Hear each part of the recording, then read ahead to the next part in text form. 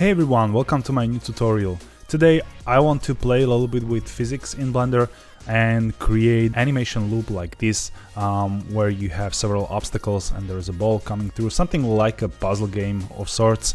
And I think there'll be a lot of fun, and later you can, try some different layouts and play with the physics some more. And if you enjoy this video, don't forget please to leave a like, it really helps my channel. And if you're new to the channel and you'd like to see content like this in the future, please hit that subscribe and additionally bell button if you want to get notified when I release something new. And if you're new to the world of 3D and Blender and you want to become a 3D illustrator, go and check out my courses that are carefully designed to teach you beginner and intermediate skills in quickest and most effective way. For example, with the new Ultimate 3D bundle, you can go from simple cubic designs all the way to full character illustration in a matter of weeks. So if you're interested, please go check out the link in the description. So let's jump right into empty Blender file, and sun is shining on the default cube today because we are actually going to use it. So I'll delete only the light and the camera here. Let's just select them, press X and delete. And let's now select the cube, tab into the edit mode, and let's press G, then Z and 1. That will shift the cube 1 meter up, so the origin point is at the bottom there. And we can press G, then X and move it aside somewhere here. And now I will tab in and let's select this top edge. So I'll press 2 for edge select the edge, and I will enable auto merge here. Press G twice and slide it down until it connects. So this will be our first like a slow platform, and we'll have a ball here that will bounce off it. So let's create some kind of track that we can place the ball on. So I will tab out and let's press Shift A and let's create a cylinder for a change. And now let's tab in, press R, X 90 for 90 degrees rotation. Let's hit enter, and now I'll switch to the front view by pressing 1 on a numpad and enable X-ray view. And let's go for vertex select by pressing 1, select all the top vertices, press X and delete vertices. That will leave us with something like this. So now we can press A to select all, press S, then Y, and create a shape like this. Now we can press S and scale it down a little bit so it better matches the size of our platform, something like that. And now let's look from the side by pressing 3 on a numpad, press G, then Z and move it up so the origin point is better placed. Let's tab out and let's move it up. So press G and move it somewhere here, and I want to give this some angle. So I want to launch the ball somewhere here. It will slide down on this slope and hit our platform. So something like this should be enough. And of course we need to go for a top view by pressing 7 on a numpad, press G, then X and move it here so it actually falls down on the platform. And now I want to bounce the ball off some wall and then create a hole in the background. So let's press Shift A and let's create a plane. Now I will hit tab for edit mode, press R, Y and 90 to rotate this 90 degrees. And press G, then Z 1. So that's the same thing as with the platform. We want the origin point at the bottom there. Now we can tab out and scale it up like this a little bit, and you can see it stays down, but don't forget to press Ctrl A and apply that scale. Okay, now tab in and we can make this a little bit taller and create some kind of radius there. So let's press Ctrl B, then V to enable bevel, and now with the mouse wheel we can increase number of cuts to something like this. You can go more dense. I will use smooth shading here, so let's use more segments so it doesn't look jagged. And now let's press A to select all and extrude by pressing E. Now since we're extruding from the plane, let's select all by pressing A and Shift N to recalculate normals, and you could see the shading changed a little bit. That means the normals were actually flipped. So that's the quick fix that'll help us. And now let's press Shift A and let's add a plane, tab out and scale it up just like this, and let's press E and extrude it down. It can be quite deep. And now select all, and again I'll press Shift N to recalculate normals. And now I want to create a hole underneath the wall, so that's where the ball will fall in and then the loop will restart. So let's press Shift A and let's add a cylinder here, and let's just move it on the X-axis. So press G, then X and move it somewhere here. And I want to pierce this whole background area, so let's tab in, make it larger, so S, then Z and scale it on a Z axis and then move it down.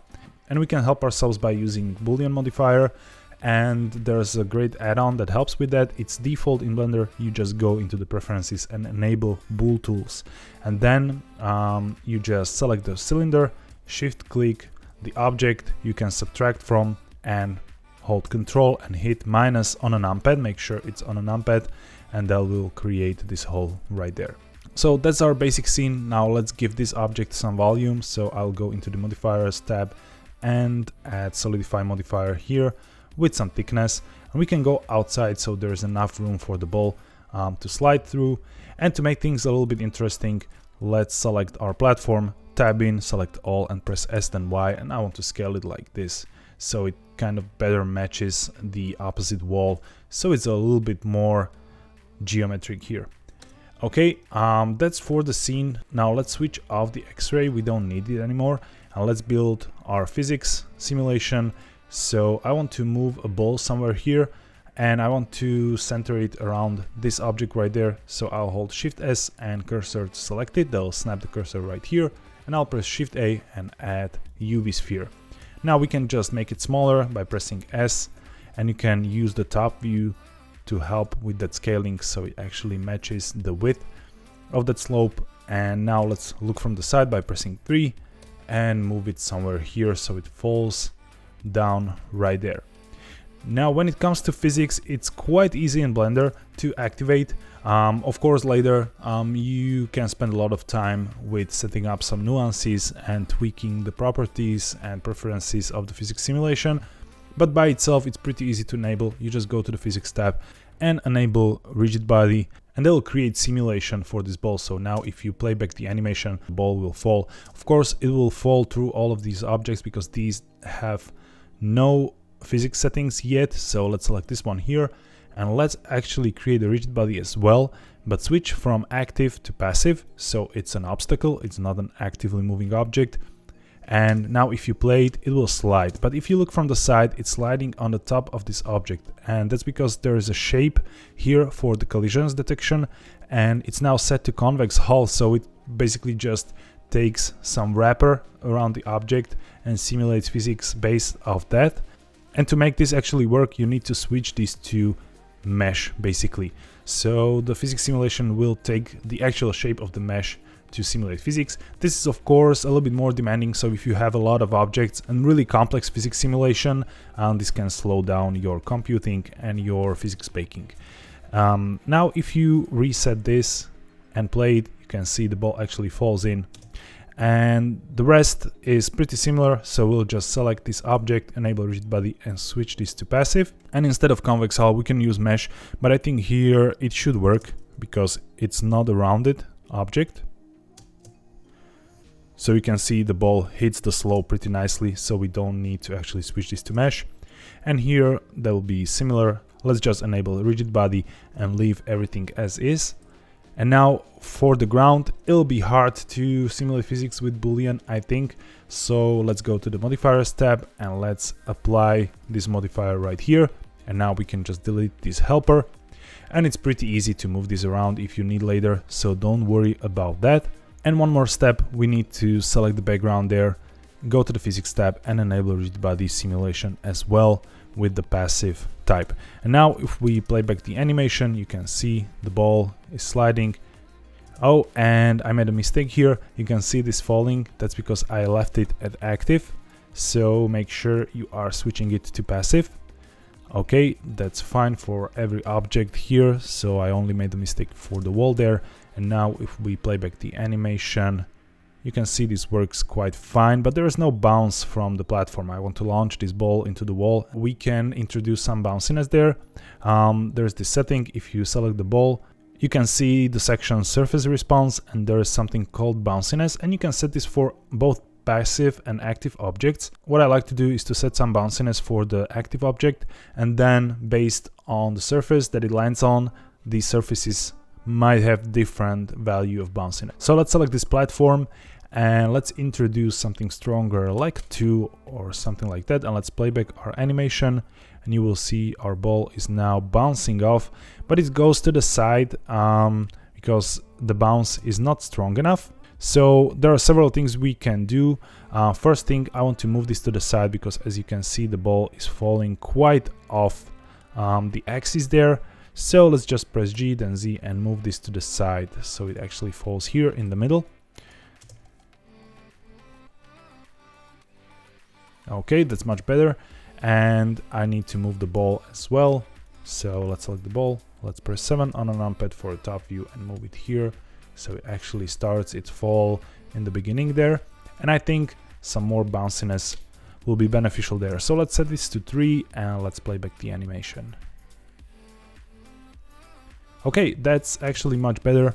Now I will just move this tiny bit and let's play back once again. And basically now you're ready to play with the physics. You can try to find different settings that work for you. And for example, we're almost there, but this hole is a little bit too small. And we could find some settings that will work in this scenario. But what I like to do here is just to tab in, go for a face select by pressing 3, alt click this loop right there, press S and Shift Z to scale it on a Y and X axis like this, and maybe move it on X like this. So that's why I didn't leave the boolean in. It's quite easy to adjust this like that.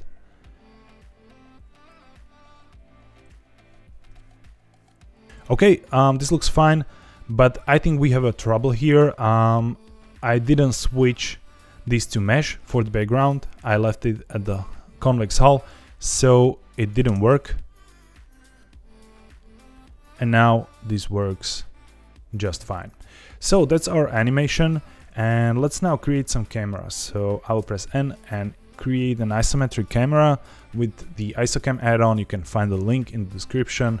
And I'll create true Isocam, and let's set this to some 16 orthographic scale and some different resolution like 1600 to 1200 maybe, and then just move it like this by pressing G. Okay, we have some scene here, maybe go larger here to 18 or something like that. Okay, and let's play back our animation again. I want this ball to start higher. But actually I want it to start much higher because I want it to have a little bit more speed. Just like that. And we don't need to start the animation on frame 1. So we can basically start here on frame 25 or something like that. But before I modify the start of the animation, let's go to the scene settings right there. And here you can see rigid body world. That's basically all the simulation. And you can bake it here. So let's expand the cache section and let's click bake. That will bake all the physics. So now if you move objects aside, the simulation is still there because it's baked. So that's useful when you want to replace, for example, some object. You can create an animation like this, then bake it, and then, for example, animate some kind of spring there or whatever you want, and the animation should just work. You don't need to tweak the physics every time you launch it. So that's for the bake, and now I will modify this from 25, and I want to start the new loop immediately when the ball disappears. So somewhere here, so let's say 126 will be fine. And now if we play back our loop, we'll have endless bouncing simulation in place. And basically all we need to do now is to make this look a little bit more interesting. There are several ways how you can approach that. You can either make this low poly, flat shaded, and create some kind of environment around, or you can go for like more realistic or semi-realistic setting. And that's what I want to do right here. So I'll introduce some textures and some HDRI lighting, and you can find all the links in the description. The Isocam, the textures, the HDRI light, and additional add-ons I might use. I will mention them in the description so you can see everything you need to have enabled to successfully finish this tutorial. And let's start by refining this geometry. So I'll select this wall here, let's go to the modifiers tab, and I will add the bevel modifier with 2 segments there and reduce the amount to something like this. I'll go to the geometry tab and enable arc for the corners. That's for the later objects because I want to duplicate this modifier later, and enable harden normals in the shading section. And you can see the warning here, you need to enable auto smooth. So let's go to the object data properties normal section and enable auto smooth, right click and shade smooth. So I will now go and distribute this to every object. So let's select everything here in the scene, including the background, shift click the wall as last, and now just go to the modifiers tab, click this arrow and copy to select it. That will distribute this modifier to these other objects as well. And now I need to deselect this wall because it's already smooth shaded with auto smooth, so control and drag to deselect it, and shift click, for example, this object right here, and now go to the object data properties and alt click the auto smooth and hold alt while sliding this all the way to 180 degrees. Now if you right click and shade smooth. So that's some refinement. Now let's select the ball, right click and shade smooth as well, and now we can introduce some of these textures. So first of all, let's go to the render settings and enable ambient occlusion, bloom and screen space reflections, and possibly refraction. I'm not sure if we're gonna use it, but if you want to use some glass material with Eevee, the preview will look better if you have it enabled. And now let's switch to cycles here. I will switch to GPU and enable denoising for both viewport and render, and reduce this to something like 512 for the samples, and reduce the tile size. And now let's switch to the shading workspace. And first of all, let's introduce some lighting. So I will go here and switch the node editor from object to world. And now we can select this node right here, the background. And here I'm using another add-on. You can find the information in the description. It's called Node Wrangler, and it just enables some shortcuts that are useful when texturing. So I'll press Ctrl T to create a new environment texture setup. And now just click open and import the HDRI that I've chosen for this scene. It comes from HDRI Haven, so you can go there and choose different HDRI, or you can download this one. The link will be in the description. Now let's go here and enable scene world, so we actually see the HDRI and its effect on the scene. Now if we hit 0, we can see the camera view, and now I will hold Ctrl B to limit the render view on the camera, and hold Z and switch to rendered. So this will be our lighting setup. And now in the mapping section of the node setup, you can actually rotate this HDRI to shift the light around and to make the sun shine from different side. And I really like the geometry when the sun is shining from the side like this, and we have these nice long shadows that go perpendicular with the camera. So I really like this setup here. So that's for the lighting. And now let's go here and switch this node editor back to object, and let's select the ground, and we'll create a new material here. And another shortcut I will use is Ctrl Shift T, and that will create our PBR texture setup. I'll just go and select floor tiles textures, and I will leave out the displacement. So I will choose 3 textures at once and import them, and you will see all the texture setup is done for you if you use this shortcut. And now I will just switch scale to 3, something like that. So we have some basic texture there. The mapping looks okay, but here in the hole you can see it looks a little bit weird. So what we can do is tab in, press A to select all, and press U and choose cube projection for the texture, and that will kind of hotfix this issue for us. It's not a custom UV map, but most of the time it works for me. Now let's select this object right there, and let's create a new material. And again, I will select the principled shader, press Ctrl Shift T, and import the clay texture. Something like this. And again, you can see on the sides there's a large stretch. So again, I will tab in, press U and cube projection, and I think this works nicely.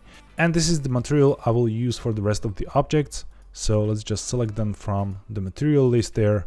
And this looks great so far. So let's go back to the layout view and let's switch to material preview. But we left the ball out, so select that one and let's create new material. I will go all the way with the metallic and all the way down with the roughness. So we have a nice chrome ball like that. It will reflect that HDRI and make it shine really nicely. So if we scrub through the timeline, this is the scene we have here. Of course, this looks a little bit plain. If you're not satisfied with the lighting, you can always do more there, because the HDRI kind of simulates the real world environment, but that's not always really interesting. So you can stylize it more. And what I like to do is to introduce more ambience. So let's hold Shift S and switch cursor to world origin. And now let's press Shift A and add area light. Press G then Z, bring it up and make it really large here. And I will hold period and switch to 3D cursor and press R twice to rotate it so it shines kind of from the front here. And let's introduce some bluish violet lighting, and let's make it really strong, something like 1500. And now you can see we can create a little bit of ambience like that, where normally I would do this with the world lighting, but since it's occupied with the HDRI, we can just introduce some new large area light and blend the colors a little bit better together. And now let's press Shift A and add some more area lights here. And this will be for some additional reflections and some additional ambience. So you can, for example, create really strong orange light right here and find some angle that you like. It will kind of support the overall HDRI lighting setup, but make it stronger, make it more stylized. So now that's all basically up to you what you want to do with the lighting here. You can create some interesting point lights there and basically create new objects that will have just an aesthetic purpose to make the scene a little bit more interesting. You can create some color accents.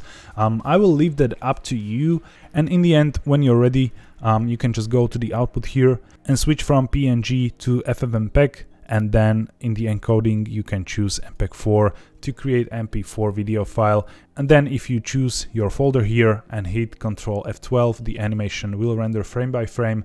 You can do this in cycles or in Eevee. You can compare them, which one you like the most. If you don't have a powerful GPU, probably you want to render with Eevee. And now I will refine it a little bit more, and I will use Botanic add-on for some plants and some grass and stuff like that to make this a little bit more interesting. You can watch the process in time lapse, and I will see you on the other side.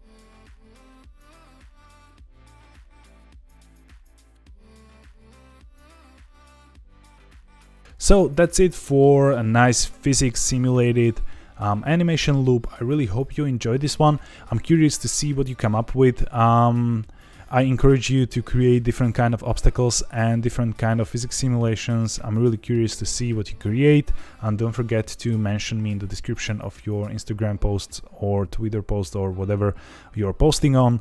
And don't forget to leave that like if you enjoy this. It will really help me. And again, if you're new to the channel and you'd like to see more, please hit that subscribe. Thank you all for watching. Have a wonderful day.